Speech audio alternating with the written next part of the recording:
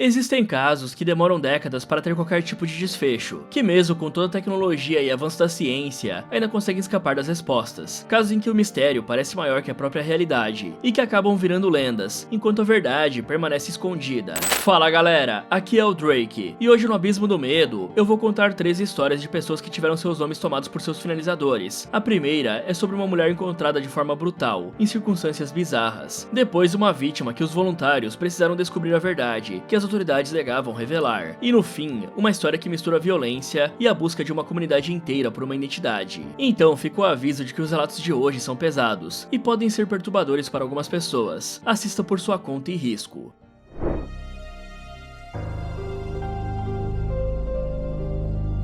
Era madrugada no final de outubro de 1969, uma noite de Halloween, enquanto a maior parte das crianças corriam fantasiadas atrás de doces e as famílias se divertiam em suas casas. 2 policiais faziam o que parecia ser só mais uma ronda de rotina. Não era nada de especial, era aquela patrulha que costuma ser monótona. Por isso, eles até queriam algum tipo de emoção para agitar um pouco a noite. Só que o destino decidiu levar esse desejo para um nível que eles não queriam imaginar. E isso aconteceu quando passavam atrás de um restaurante, em uma área aberta e meio escondida. Um beco típico que vemos em filmes americanos. E nessa hora, uma coisa chamou a atenção deles. Um baú preto que parecia completamente fora de lugar. Não era o tipo de coisa que alguém simplesmente deixaria no lixo, como um móvel velho, já que estava muito bem conservado. Era realmente estranho demais para passar despercebido. Então, movidos pela curiosidade e por um pouco de desconfiança, os policiais decidiram verificar. Só que quando abriram o baú, se depararam com uma cena que fez eles se arrependerem de querer um pouco de emoção nessa noite. Porque dentro dele, havia o corpo de uma mulher. Ela estava embrulhada em um saco plástico, vestida com pijama e tinha ferimentos visíveis na cabeça. Depois, a autópsia confirmou que a causa do seu fim não era agressão física, mas estrangulamento. E o instrumento usado para isso chamava ainda mais atenção, uma gravata bolo, parecida com essa aí que está aparecendo no vídeo aí pra vocês. Quando a notícia se espalhou, a cidade entrou em choque. Em pouco tempo, a vítima anônima ganhou o apelido de Trunk Lady, ou a mulher do baú, e a popularidade não foi pouca. Pensa só se você fica sabendo de uma história macabra dessas acontecendo na sua cidade. A fofoca vai correr solta. E por acontecer em época de Halloween, tudo fica ainda mais sinistro. Mas esse apelido, por mais popular que tenha ficado, não ajudava a investigação, pois a verdade é que os detetives estavam diante de um enigma completo, porque a mulher não tinha documentos para dizer quem ela era. Era como se alguém tivesse apagado a vida dessa mulher com uma borracha, restando só aquele corpo em um baú, que não parecia sequer ter uma família para ser contatada. Com o tempo, sem avanços, o corpo acabou sendo enterrado sob o nome de Jane Doe, que é o equivalente ao nosso desconhecida. E isso por si só é algo muito pesado, afinal de contas, o que pode ser mais perturbador do que perder a vida sem ao menos ter o próprio nome lembrado. Sem uma solução pro caso, a história virou uma lenda local. Pelos bares e nas conversas da vizinhança, sempre tinha alguém que puxava assunto sobre a mulher do baú. E como toda lenda que se espalha de boca em boca, várias versões começaram a surgir. E é claro, alguns exageros foram adicionados, até que o mistério ganhou quase um status sobrenatural. Enquanto isso, a polícia tentava seguir com a investigação. Eles usaram os recursos disponíveis na época, registros dentários, entrevistas com possíveis testemunhas, comparações em bancos de dados, mas estamos falando de 1969, não tinha essa coisa de DNA, nada de sistema de digitais e nada do que hoje vemos até em séries policiais. Podemos dizer que era uma investigação raiz, feita na rua, batendo de porta em porta, mas isso não estava levando a lugar nenhum. Entre os investigadores, existe um termo chamado de cold case, ou seja, casos arquivados por falta de pistas. Isso não significa que foram esquecidos, mas sim que já não tem caminho nenhum para seguir, e foi exatamente isso que aconteceu com a mulher do baú. Décadas se passaram, os detetives originais se aposentaram, alguns até faleceram, e o arquivo foi sendo repassado dentro do departamento. Além disso, o Halloween de cada ano servia como um lembrete para aquela história que ninguém da cidade esquecia. A cada nova geração, a história era recontada, a lenda ganhava cada vez mais camadas, mas a verdade continuava escondida. Programas de TVs locais, jornais, conferências criminais, todos mencionavam a mulher como um dos enigmas mais perturbadores da Flórida, e no meio disso tudo, a vítima continuava sem nome. Foi em 2010, mais de 40 anos depois do crime, que surgiu uma ponta de esperança. O corpo foi exumado na expectativa de que a ciência moderna pudesse trazer respostas.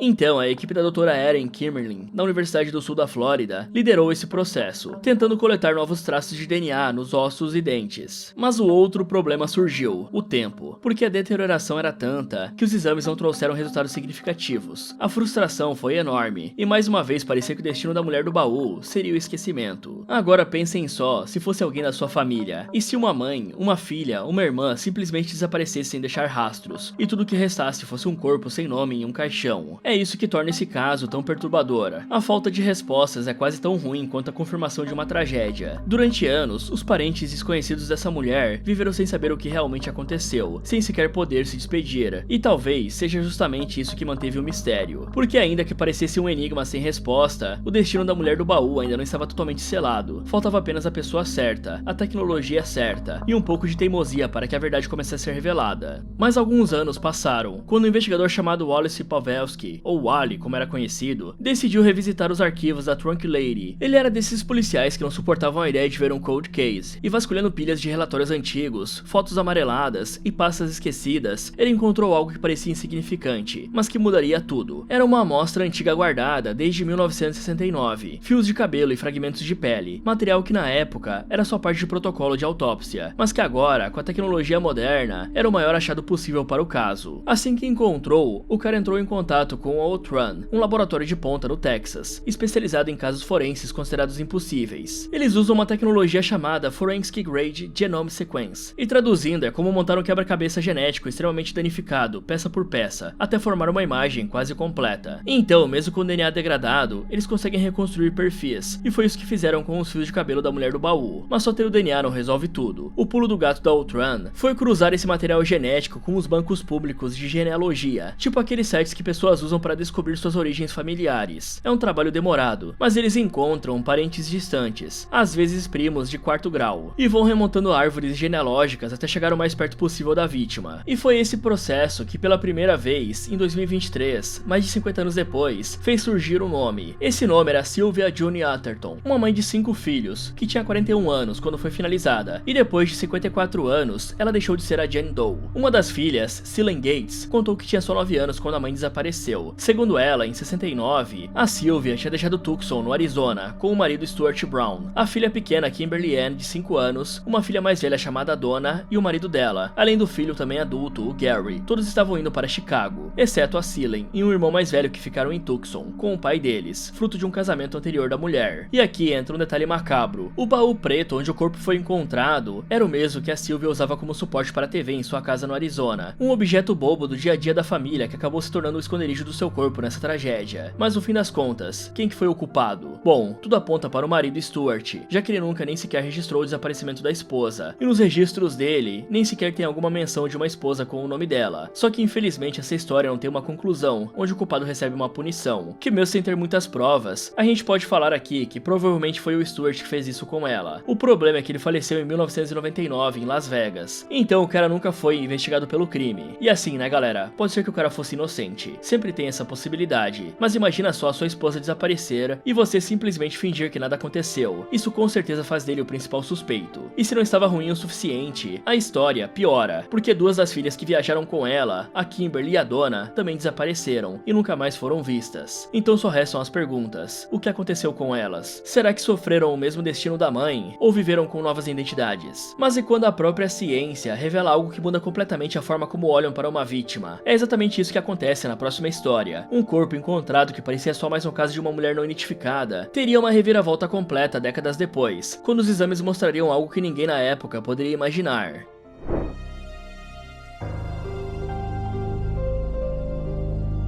Alguns mistérios começam do nada, no meio de um dia comum, quando ninguém espera que a rotina vá se transformar em uma cena perturbadora, como vimos na história anterior. E foi isso que aconteceu com o morador de Claremont, que decidiu entrar um pouco mais à mata só para cortar madeira para um projeto pessoal, nada demais. Mas em vez de madeira, ele encontrou um corpo. Só que pensem comigo, uma coisa são policiais que já estão acostumados com a criminalidade encontrar alguém sem vida, outra coisa é uma pessoa comum que nunca precisou lidar com esse tipo de coisa, principalmente quando o corpo já está em estado avançado de decomposição. Isso fez o carpinteiro vomitar na mesma hora, e saiu de lá desnorteado para chamar a polícia, tendo dificuldade até mesmo para explicar o que tinha acabado de ver. Então, quando a perícia chegou, precisaram entrar cerca de 10 metros para dentro da mata, para conseguir encontrar o corpo, mas nem sequer precisaram da ajuda do homem, porque o cheiro já denunciava a localização. A estimativa era de 2 a 4 semanas, desde que aquela pessoa tinha perdido a vida, tempo mais do que o suficiente para os mais fracos não aguentarem ficar perto, e não encontraram nenhum documento que dissesse quem era aquela pessoa, só alguns objetos pessoais, que não ajudavam em absolutamente absolutamente nada, mas tinha um detalhe que chamou a atenção. A vítima tinha implantes de silicone, algo que na época, em 1988, não era tão comum quanto é hoje. Assim, ela também recebeu um codinome, Julie Doe, ou como ficaria conhecida, a Mulher do Pinheiro. A partir daí, começou o processo padrão de tentar reconstituir o rosto da vítima. Essas reconstruções faciais são feitas baseadas no crânio, nos dentes e em proporções anatômicas. O problema é que cada reconstrução parecia mostrar uma pessoa completamente diferente. E aqui entra um ponto que já falamos antes. Mesmo que essa história seja um pouco mais recente que a Mulher do Baú, também é uma época em que a tecnologia não tinha avançado tanto, e essas tentativas de reconstrução não eram tão boas quanto são hoje em dia. Por isso, algumas versões sugeriam uma mulher jovem, outras uma mais velha, e os traços variavam tanto que era quase impossível acreditar que eram representações da mesma vítima. Os investigadores estavam recebendo várias mensagens, todas supostamente da mesma pessoa, mas cada uma com um rosto que não bate com o outro. Isso só gerava confusão. Mesmo assim, eles podiam usar isso para comparar com registros de desaparecidos, de modo que entre algumas das imagens, uma delas poderia bater um pouco com a descrição de alguém que já sumiu. Isso podia ser o checkmate para descobrir quem é essa pessoa. Só que, infelizmente, as comparações com esses registros também não davam em nada. Era como se aquela pessoa tivesse surgido do nada, vivido à margem da sociedade e terminado esquecida entre os pinheiros da Flórida. Então aconteceu o que já era esperado. A investigação esfriou, o tempo passou, e a Julie Doe se tornou mais uma da lista de casos não solucionados. Mas tinha uma coisa nos ossos dela que intrigava os legistas, desde o começo. Os exames indicavam que aquela pessoa tinha passado pelo menos por uma gestação em algum momento da vida. Ao mesmo tempo, algumas características ósseas não batiam com esse perfil, algo que eles não conseguiam explicar direito em 1988. O que eles não sabiam é que esses detalhes só fariam sentido muitos anos depois, quando a ciência tivesse avançado o suficiente para dar respostas que na época pareciam impossíveis. A identificação veio, mas dessa vez não foi por obra das autoridades, e sim fruto de mais de 5 anos de trabalho de quase 50 voluntários, chegando até mesmo a passar por instituições de adoção para tentar identificar a vítima. Eles seguiram conectando pontos, procurando parentes distantes e enfrentando até casos de endogamia, que deixavam as árvores genealógicas um verdadeiro nó. Depois de anos de mistério, reconstruções de rosto que não batiam e voluntários quebrando a cabeça em árvores genealógicas complexas, finalmente em março de 2025, veio o momento que todo mundo esperava. O nome Pamela Lee Walton, e foi o cruzamento genético quem trouxe a resposta. E assim eles conseguiram descobrir mais sobre essa pessoa. Aos 5 anos, ela foi colocada para adoção, e quem já ouviu histórias de adoção sabe que esse tipo de mudança muitas vezes apaga os rastros do passado, corta os laços com a família biológica e deixa buracos difíceis de preencher. Só que foi na juventude que a Pamela tomou uma das decisões mais importantes da sua vida. Isso porque nem sempre ela foi Pamela, mas sim Lee Wallen Walton. Exatamente, ela nasceu biologicamente masculina, algo que já sabiam desde 2015, o que já mostra muito sobre o quanto tempo o caso ficou abandonado. Quando ainda estava viva, ela decidiu abraçar a sua transição e passou por uma cirurgia de redesignação sexual e fez terapia hormonal, isso lá pelos anos 80, quando ser trans significava enfrentar ainda mais preconceito do que atualmente. Isso fez ela ser alvo de piadas e comentários depreciativos, até mesmo em anuários escolares, onde colegas deixavam anotações cruéis sobre a sua identidade. E esse desrespeito continuou até depois do seu fim, porque tinha uma lápide pré-esculpida com o nome masculino dela, como se a comunidade ao redor não tivesse aceitado a sua transição. E pasmem, em 2024, quando a organização voluntária DNA Doe Project tentou lançar campanhas de mídia para conseguir pistas do público, os posts sobre a Pamela foram bloqueados várias vezes no Facebook, com o motivo de serem considerados enganosos ou spam. Mas segundo os próprios voluntários, a verdade era ainda mais complicada e tratava de um reflexo do sentimento anti-trans em algumas regiões onde as campanhas foram exibidas. Ou seja, até na hora de buscar justiça, a Pamela enfrentou o preconceito. E aqui tudo piora ainda mais. E lembra que eu comentei sobre a questão da gravidez? Você pode estar se perguntando, como é que os legistas acreditaram que ela pudesse ter passado por uma gestação, se isso não é possível para uma mulher trans? Pois é, essa parte foi uma confusão deles, provavelmente considerando as marcas da cirurgia de transição. Só que como essas são pessoas estudiosas, é claro que não deixariam passar o fato da Pamela na verdade ser uma mulher trans, e a dimensão dos ossos foi o que mais entregou isso. Tanto que o caso esfriou muito mais rápido do que deveria quando descobriram esse fato, o que é só uma amostra do preconceito. E é por isso que as organizações voluntárias como a Trans Doe Task Force, que busca solucionar casos de pessoas LGBTQ+,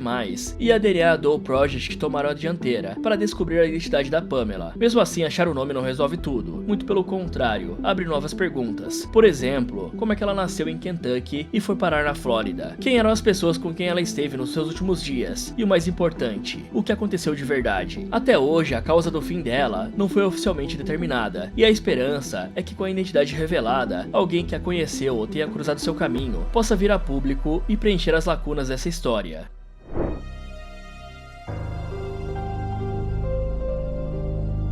Agora, imagine que você tá lá caminhando numa trilha de verão em Nova Jersey, e uma paisagem com árvores altas, pássaros cantando e um clima quente. Tudo pra te fazer se sentir no cenário de um filme. De repente, toda essa paz é quebrada por algo no meio da mata, o corpo de uma jovem. Foi assim no dia 15 de julho de 1982, que a pequena comunidade de Blairstown se viu diante de um dos maiores mistérios criminais da história. Uma garota que passou pelo inimaginável. E quando eu digo isso, não é exagero, porque o rosto dela estava tão arrebentado que se tornou irreconhecível. Uma violência em um nível absurdo. Só o que puderam fazer foi estimar que ela tinha entre 14 e 18 anos, e já estava sem vida há mais de uma semana antes de ser encontrada. Então, o foco foi para as roupas que ela estava usando. Uma camisa vermelha de gola V, uma saia longa também vermelha, com desenhos de pavões à barra e no pescoço, e um colar de corrente dourada com um pingente de cruz. Nada que fosse muito especial, só que suas unhas da mão direita estavam pintadas de vermelho, mas na esquerda nada, como se tivesse sido impedida de continuar pintando. Esses detalhes ficaram registrados, mas à época não ajudaram a chegar ao nome dela, e aí aconteceu algo que só uma cidade pequena poderia proporcionar. A comunidade inteira decidiu que aquela menina não seria esquecida. Sem saber quem ela era, deram o apelido de Princess Doe, algo como princesa fulana, numa tradução literal. E aí as pessoas da cidade fizeram questão de enterrá-la no cemitério local, perto de onde o corpo foi encontrado, e a lápide que colocaram lá ainda tinha algumas palavras: Princess Doe, desaparecida de casa, finalizada entre estranhos, lembrada por todos. E se tratando de uma pequena cidade, onde todo mundo se conhece, fica ainda mais pesado essa história, porque se alguém tivesse desaparecido teriam dado falta, mesmo que alguém próximo tivesse cometido o crime contra ela, porque amigos, colegas de escola, alguém certamente daria falta. E essa inscrição na lápide mostra muito sobre isso, quando diz que ela foi finalizada entre estranhos, algo melancólico, mas com uma verdade brutal. Mesmo assim, as pessoas de lá nunca deixaram a princesa ser esquecida. Por anos, o caso virou assunto em bares, escolas, jornais, até chegar na internet. As pessoas comentavam e criavam teorias, faziam vigílias, mesmo quem não era de lá passou a conhecê-la. E aí vem a frustração dos investigadores, que estavam sob pressão, já que geral clamava por justiça, mas mesmo assim, com várias tentativas de reconstrução facial, nenhum familiar apareceu. Só que o caso começou a ganhar tanta fama que em 1983, algo histórico aconteceu. A princesa Doe virou o primeiro caso de pessoa não identificada a ser registrado no banco de dados do FBI. Então agora o patamar tinha mudado. Os federais estavam na jogada, e isso renovou as expectativas da galera. Pena que mesmo assim não deu em nada. Por quase 4 décadas, o mistério continuou, e a menina passou a virar quase parte do folclore local. Para muita gente, ela era como um fantasma que rondava a cidade, mas não em um sentido sobrenatural, e sim como uma presença constante de que uma brutalidade tinha acontecido, e ninguém culpado foi apontado. Quem tinha feito isso ainda estava solta. Você já deve ter visto casos famosos aqui no Brasil, mas eu vou usar de exemplo um que ficou extremamente popular alguns anos atrás, e que todos ainda devem se lembrar. Eu estou falando do caso Lázaro. Então, para muitas pessoas, o medo de acabar encontrando com esse cara era algo constante. Ninguém sabia onde ele estava, mas ao menos ainda assim, sabiam o seu rosto, e podiam correr ao menor sinal de perigo. Agora pense só no caso dessa menina. Quem morava na cidade não queria só justiça por ela, mas também ter um rosto ocupado, porque pior que ter um finalizador à solta por aí, é ter um que você nem sequer sabe como se parece, ainda mais por décadas. Sempre tem aquele vizinho estranho, que pode ser quieto demais, ou talvez aquele cara gente boa que cumprimenta todo mundo. Absolutamente qualquer um pode ser o criminoso. E aí eu te pergunto, se fosse você vivendo em Blairstown, naquela época, como é que se sentiria? A real é que a comunidade escolheu encarar de frente, e foi justamente essa insistência deles em não deixar a princesa cair no esquecimento que manteve a chama acesa por tantos anos. Mas aí entra em cena a ciência outra vez. Em 2021, os investigadores resolveram dar uma nova chance ao caso. Eles tinham pouquíssimos restos ainda preservados da jovem, só um dente e um cílio. E levando em conta que são 40 anos depois, parece quase nada, né? Mas não para a ciência moderna, para você ver o nível que chegamos. Essas amostras foram enviadas para a Astria Forensics, uma empresa especializada em extrair DNA de materiais superdegradados. E contra todas as expectativas, deu certo. Conseguiram montar um perfil genético completo. Com esse DNA, uma equipe privada de investigação, chamada Innovative Forensic Investigations, entrou em ação, e usaram algo que já vimos aqui no vídeo, a genealogia genética investigativa, que é aquela ideia de ir comparando até chegar em parentes distantes, e depois aproximar cada vez mais. O mais incrível é que não foi só um laboratório trabalhando sozinho, foi uma verdadeira força-tarefa, com o gabinete do procurador, a Polícia Estadual de Nova Jersey, o Centro Nacional para Crianças Desaparecidas e Exploradas, além das pesquisas da Astria e da Innovative. Todo mundo junto por uma garota que até então ninguém sabia quem era. E isso só mostra uma coisa que a cada dia parece que temos menos, né galera? Que é o quão incríveis somos quando trabalhamos juntos. Então, com esse tanto de gente envolvida, você pode imaginar a emoção do momento em que finalmente o quebra-cabeça se completou. 40 anos depois, no mesmo 15 de julho em que o corpo dela foi encontrado, mas agora em 2022, a jovem finalmente voltou a ter o seu nome, Dawn Olanik. Ela tinha só 17 17 anos quando foi finalizada, era estudante do ensino médio, e na coletiva de imprensa em que anunciaram a descoberta, a família dela também estava presente, para finalmente ter um fechamento para o desaparecimento da garota. E claro, a revelação do nome trouxe outra consequência. Agora dava para ir atrás de justiça, e não demorou para que encontrassem o culpado, Arthur Kinlaw, agora com 68 anos. E para você ter ideia do nível do cara, ele já estava preso desde 2000, cumprindo pena por 2 finalizações, e a ligação dele com a Dawn foi uma das mais frias possíveis. Segundo os investigadores, o Arthur tentou atrair a garota para o mundo da prostituição, e quando ela se recusou, ele simplesmente a finalizou sem pensar 2 vezes. Para completar a frieza, ele escolheu um lugar aleatório para se livrar do corpo, e bem distante de onde ela morava, que era em Long Island, em Nova York. Por isso, ninguém daquela cidadezinha a conhecia, porque de fato a Dawn não era uma moradora dali. Mas olha só que bizarro, desde 2005, o cara já tinha feito declarações escritas sobre esse crime, mas como ninguém sabia a identidade da vítima, não dava para ligar os pontos. Só depois da descoberta do nome é que o caso contra ele pôde ser montado de forma sólida, ou seja, a Dawn não só recuperou a sua identidade, mas também abriu caminho para que o seu assassino fosse formalmente acusado, uma vitória que infelizmente nenhuma das histórias que eu contei aqui conseguiram. Só que ainda fica uma questão para ser tratada, que é a seguinte: o que fazer com aquela lápide? Manter o apelido seria uma forma de preservar o que a garota representou durante todos esses anos de luta por justiça, mas trocar pelo nome real é devolver a ela a sua verdadeira identidade. Se fosse você o responsável por essa decisão, o que você faria? Fala galera, você já conhecia algum desses casos? Conhece alguma história de pessoas que ficaram anos sem ter um nome, até que finalmente conseguissem descobrir quem elas eram? Se quiserem mais casos parecidos com esse, me contem aí nos comentários. Muito obrigado por assistir e até o próximo.